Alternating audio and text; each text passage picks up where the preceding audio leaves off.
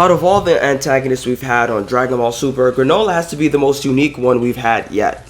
Out of all the Dragon Ball villains we've had in the past, the closest one I can compare him to is Baby. But Granolah and Baby wanted revenge on the Saiyans for destroying their people.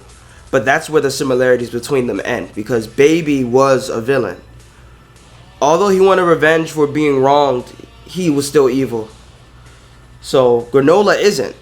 Because of this, the way he's been moving throughout this arc so far has been completely different from what we've seen from other villains throughout the series.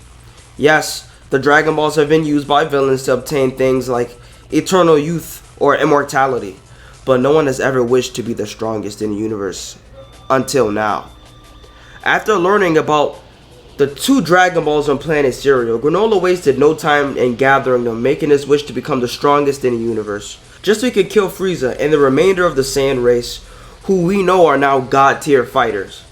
We knew Granolah made the wish, and we've seen his increase in strength. It was hard to believe that this new character, who really doesn't look all that strong, can be stronger than Goku, who we've witnessed break his limits against Moro and hone his Ultra Instinct while training with Whis.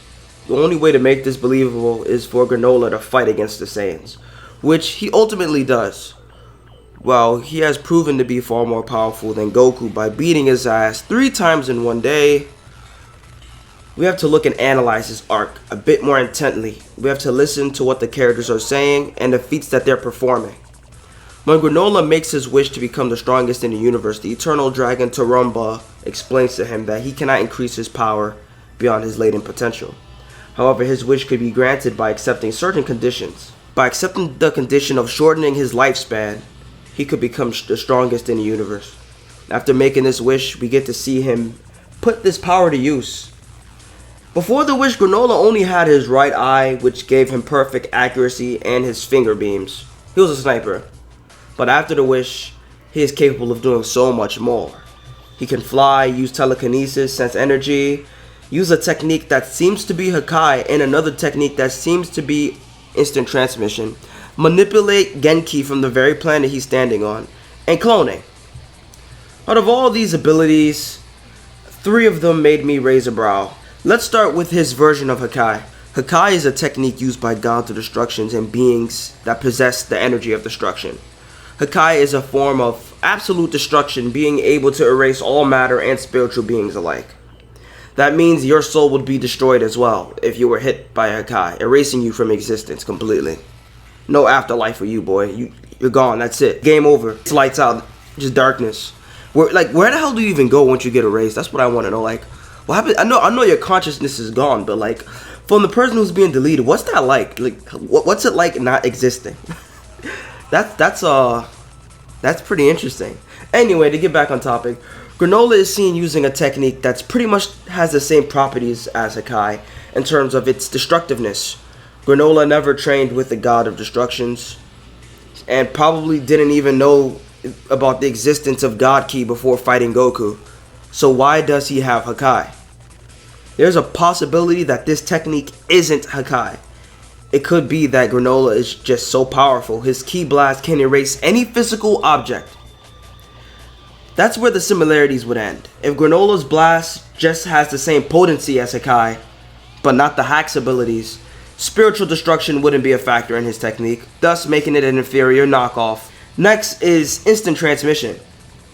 From what we know, there are only 2 ways to learn instant transmission.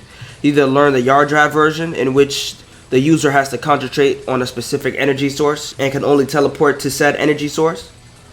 Then there's Kai Kai, the teleportation technique used by the Supreme Kais. You don't need to lock on to a particular energy source to use this version, making it a superior instant transmission due to not really having any limitations at all.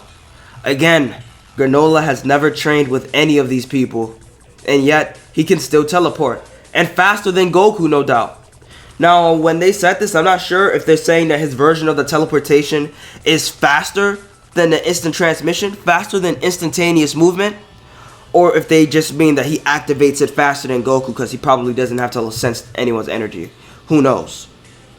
Lastly, we have Genki manipulation.